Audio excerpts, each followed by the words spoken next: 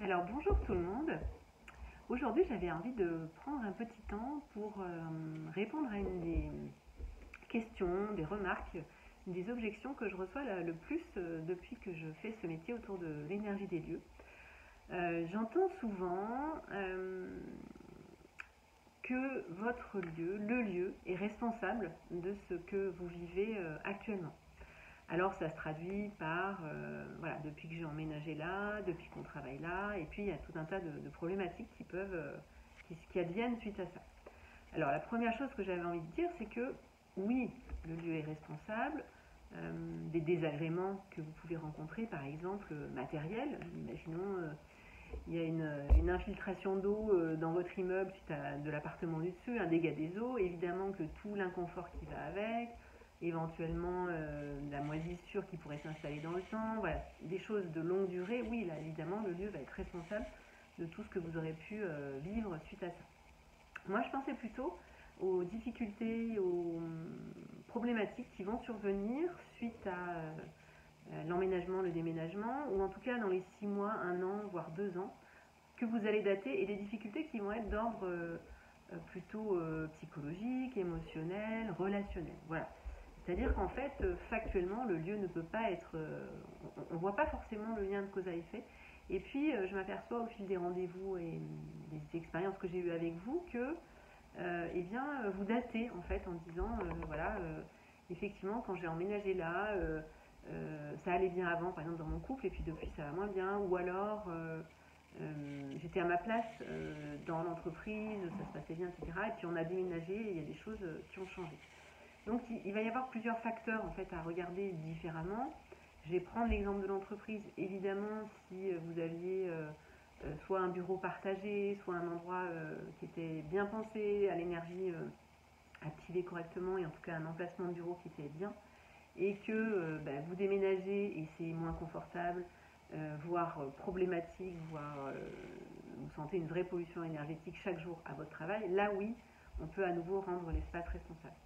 Par contre, quand il s'agit, quand le facteur matériel finalement ne change pas et que derrière vous avez des difficultés, des choses en fait qui surviennent, c'est qu'il se passe autre chose. Et c'est un peu le cœur de cette vidéo que j'avais envie de partager.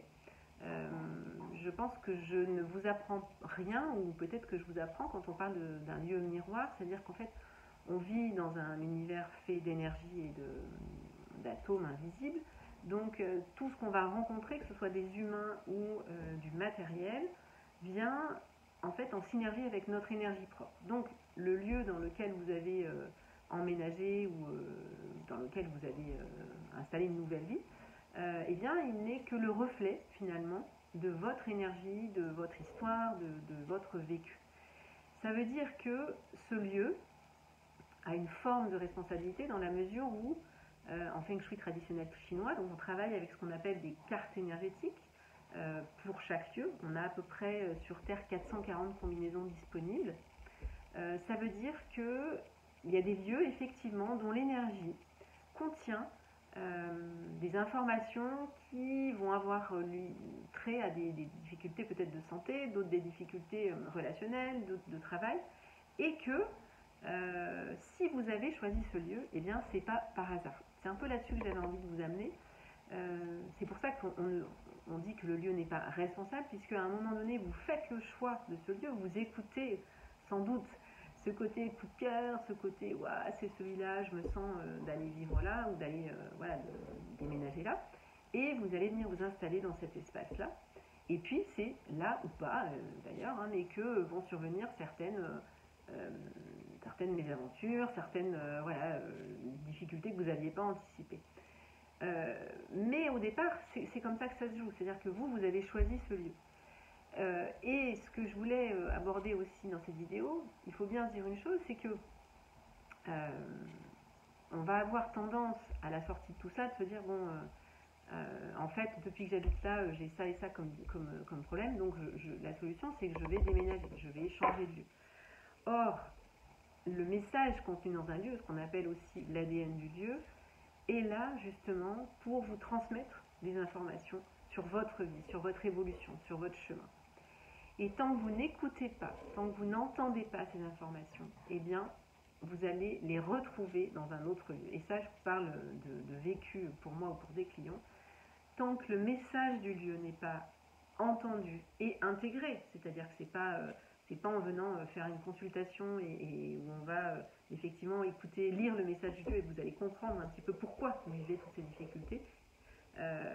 Si vous ne les entendez pas, c'est-à-dire si vous ne les intégrez pas et vous ne transformez pas ça en quelque chose de plus doux et de plus vivant, eh bien, il y a de grandes chances que si vous prenez la décision de quitter ce lieu, eh bien, vous allez retrouver une de ces fameuses combinaisons qui vont venir faire caisse de résonance avec votre vécu et avec votre histoire.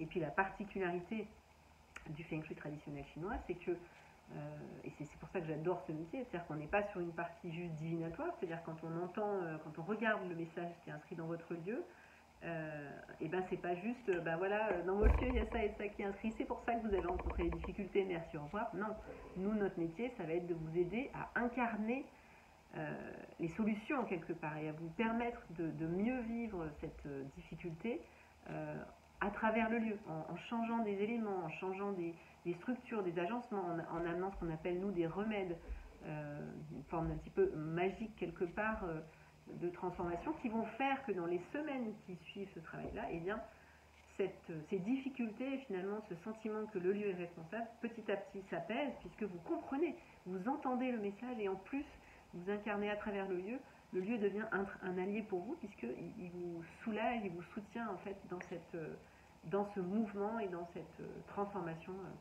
pour écouter ce que le lieu a à vous dire. Voilà, je vous souhaite une bonne journée et je vous dis à bientôt.